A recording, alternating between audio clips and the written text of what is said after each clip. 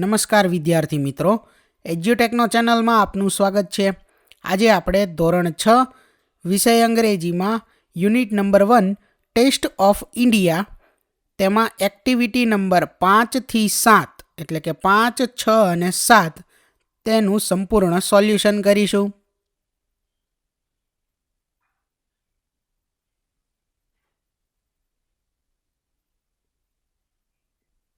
તો સૌથી પહેલાં છે એક્ટિવિટી નંબર 5, જેની સૂચના છે રિસાઇટ, સિંગ એન્ડ એન્જોય એટલે કે વાંચો, ગાઓ અને એનો આનંદ માણો.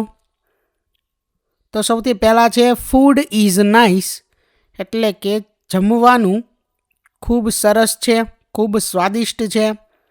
ઓન ધ રાઈસ એટલે કે ભાત ઉપર જમવાનું જે છે તે ખૂબ સ્વાદિષ્ટ છે. એડ સમ કરી એટલે કે એમાં થોડી કઢી ઉમેરો. ડોન્ટ ઇટ ઇન અ હરી એટલે કે તેને જમવામાં ઉતાવળ ના કરો. ત્યાર પછી આગળ છે વેજીટેબલ્સ આર નાઇસ એટલે કે શાકભાજી સરસ છે. વેજીટેબલ્સ આર યમ્મી શાકભાજી ખૂબ જ સ્વાદિષ્ટ છે. I like vegetables in my ટમી એટલે કે મને શાકભાજી ખૂબ ગમે છે જ્યારે તે મારા પેટમાં હોય છે, એટલે કે મને શાકભાજી ખાવા ખૂબ ગમે છે.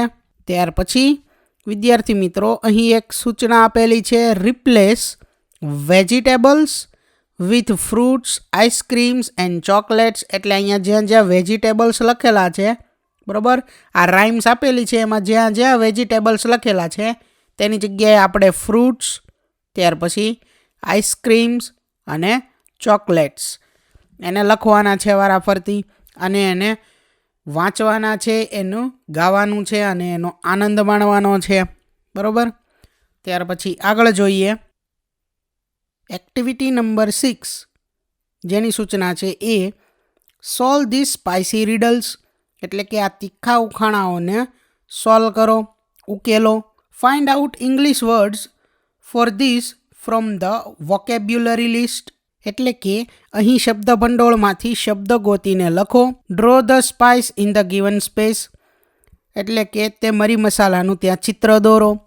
તો સૌથી પહેલું ઉખાણું છે you can powder me to make food hot and spicy. If you add too much of me I make you gasp. Your eyes and nose begin to water and you cry. Think and tell me who am I. તો answer આનો થશે chilli, બરાબર, મરચું. ત્યાર પછી આગળ બીજું ઉખાણું છે tell me quickly who am I. Grind me and powder me to make your food look yellow. I am mix in oil by granny and applied to wounds quickly. I heal all wounds big and small. I am love by all. Think and tell me who am I. Tell me quickly who am I. તો એનો answer થશે turmeric એટલે કે હળદર. ત્યાર પછી આગળ છે ત્રીજું ઉખાણું small and round like a pearl. I am black when I am whole. I can be powdered, coarse or fine. A sharp and spicy taste is mine. Whether it is salty or sweet. I am added as a special treat. Think and tell me who am I. Tell me quickly who am I. તો આનો answer થશે black paper એટલે કે તીખા. ત્યાર પછી આગળ છે I am small and skinny chap. Sometimes I am brown and sometimes black. Added to hot oil and ghee. I spread my fragrance all around me. Think and tell me who I am. Tell me quickly who I am. તો આનો answer થશે કમીન એટલે કે જીરું. ત્યાર પછી આગળ છે I look like jeera. Tough brown green am I. To make your stomach healthy I always try. Eat me always after your meal. I refresh your mouth you surely feel. Think and tell me who am I. Tell me quickly who am I. તો વિદ્યાર્થી મિત્રો અહીં જવાબમાં ભૂલ છે, ફેનિલ નહીં આવે, બરાબર. આમાં જે જવાબ છે એમાં વરિયાળી નહીં આવે, ફેનિલ એટલે વરિયાળી થાય, એ જવાબ નહીં આવે. અહીંયા આવશે કાર્ડમમ.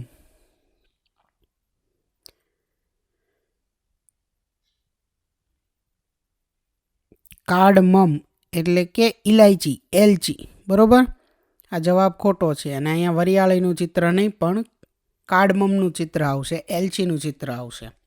ત્યાર પછી આગળ જોઈએ. I look like a nail but a bird am I. Chocolate brown colour and a strong smell have I. When your toothache makes you shout, I soothe the pain in your mouth. Think and tell me who am I? Tell me quickly who am I? તો વિદ્યાર્થી મિત્રો, અહીંયા જવાબમાં ભૂલ છે. અહીંયા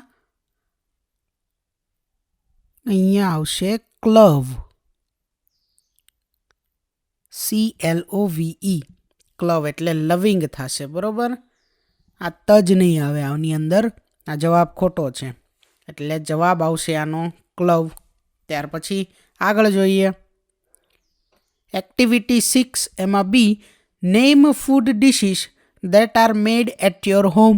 એટલે તમારા ઘરે જે જમવાનું બને છે તેનું નામ દર્શાવો. જેમાં પહેલું છે વેન યુ હેવ ગેસ્ટ, એટલે કે તમારા ઘરે જ્યારે ગેસ્ટ મહેમાન આવે છે ત્યારે જમવામાં શું બને છે? તો dal, rice, paneer tikka and chapati, some sweets. તો આ બધું બને છે. બરાબર, દાલ, ભાત, પનીર ટિક્કા વગેરે જેવા શાક અને ચપાતી, રોટલી, આ બધું બને છે.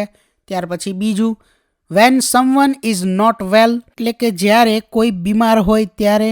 તો એમાં આવશે બોઇલ્ડ ગ્રામ એટલે કે બાફેલા ચણા, ચપાતી અને ખીચડી વગેરે. ત્યાર પછી ત્રીજું છે ઓન રેગ્યુલર ડેઝ, એટલે કે રોજબરોજના સામાન્ય દિવસો જે હોય એમાં. તો એની અંદર આવશે દાલ, રાઈસ, વેજીટેબલ્સ એન્ડ ચપાતી. બરાબર, દાળ, ભાત, શાક અને રોટલી. ત્યાર પછી આગળ જોઈએ. એક્ટિવિટી 6 એમાં C, read the following recipes, એટલે કે અહીં વાનગી બનાવવાની આખી રીત આપેલી છે તે વાંચવાની છે. તો વાનગીનું નામ છે દાલ બાટી. તો સૌથી પહેલાં દાલ બનાવવાની રીત આપેલી છે કે collect chana dal, split Bengal gram, toor dal, moong dal and urad dal. Clean and wash the dals, pressure cook them all, heat the ghee in a pan, add cumin seeds. When cumin seeds crackle, saute them, add clove, bay leaves, green chilies and asafoetida.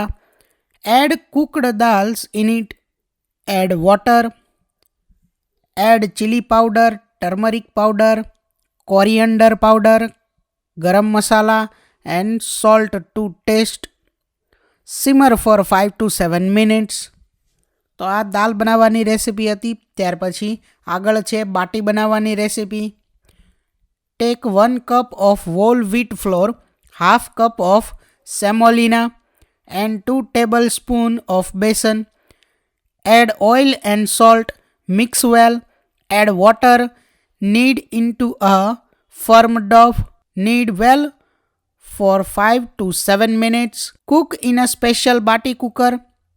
Add ghee at serving. ત્યાર પછી આગળ છે બીજી recipe દાલ ઢોકળીની. તો એમાં સૌથી પહેલાં દાલ બનાવવાની અહીંયા રીત આપેલી છે. જેમાં પહેલું સ્ટેપ છે wash the toor dal, pressure cook it. ત્યાર પછી mash it properly with a round ladle. Add water, salt, turmeric powder to taste, put it to cook. Heat oil in a pan, add cumin seeds, asafoetida, dry red chilies, bay leaves, cloves, cinnamon, cardamoms, curry leaves, ginger, green chilies, tomatoes and red chili powder. Stir till the oil surfaces. Add it to cooking dal. આગળ આપેલું છે ઢોકળી, તેની રીત આપેલી છે. Take whole wheat atta, add salt and oil, mix well, add sufficient water, knead into a stiff dough. Take lemon size portion, roll a roti, cut pieces, add all the dhokli pieces one by one in cooking dal, mix them gently. Simmer for 5 to 7 minutes while stirring occasionally. Finish off with juice of lemon and chopped coriander leaves. ત્યાર પછી આગળ છે activity 6D, answer the questions for the above recipes. તેમાં question number 1 છે write spices use in dal baati. એટલે કે દાલ બાટી બનાવવામાં જે આપણે ગરમ મસાલા અને એનો ઉપયોગ કરીએ છીએ તે લખો. તો cumin seeds, green chillies, clove, bay leaves, asafoetida, coriander powder, garam masala and salt are use in dal baati. તો અગાઉ દાલ બાટીની રેસીપીની અંદર આ બધા સ્પાઇસીસ લખેલા છે તે અહીંયા જવાબ તરીકે લખવાના છે. ત્યાર પછી આગળ question number 2, list ingredients for dal dhokli. તો આન્સરમાં આપણે લખશું કે ingredients for dal dhokli are toor dal, water, salt, turmeric powder, oil, cumin, asafoetida, bay leaves, clove, cinnamon, cardamom, ginger, wheat flour, extra. ત્યાર પછી આગળ question 3, name all the flours use in baati. તો wheat flour, semolina and Bengal gram flour are use in baati. ત્યાર પછી question 4, what will you add to garnish dal baati. તો I will add curry leaves to garnish dal baati. ત્યાર પછી આગળ છે question number 5, write recipe for khichdi. એટલે કે ખીચડી બનાવવા માટેની આપણે રેસિપી અહીંયા પદ્ધતિ લખવાની છે. તો take 2 bowl rice and 1 bowl toor dal, wash it properly, then take some water in the cooker and add salt in it. Now add rice and tuar dal in the water and cook it. After 10 minutes, add some chili powder, coriander powder, turmeric powder and garam masala in it. Simmer it well. Now cook it again for 5 to 7 minutes. Now our khichdi is ready. We can serve it with ghee. ત્યાર પછી આગળ activity 6માં E છે name 3 to 5 of your favourite dishes. એટલે કે તમને જે મનપસંદ હોય તેવી 3 થી 5 વાનગીઓ એના નામ લખવાના છે. Write their recipe in Gujarati. તે બનાવવાની આખી જે પદ્ધતિ છે તેને તમારે ગુજરાતીમાં લખવાની છે. તે વાનગી બનાવવાની પદ્ધતિને ગુજરાતીમાં લખવાની છે. પ્રેઝન્ટ ઇન ધ ક્લાસરૂમ અને વર્ગ સમક્ષ રજૂ કરવાની છે. તો વિદ્યાર્થી મિત્રો, આ એક ક્લાસ એક્ટિવિટી છે જે તમારે જાતે કરવાની છે.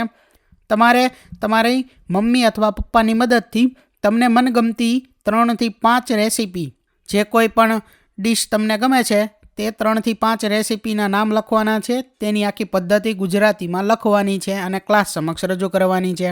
ત્યાર પછી આગળ છે એક્ટિવિટી નંબર 7, જેમાં સૂચના આપેલી છે like vegetable scraps of other things are also useful.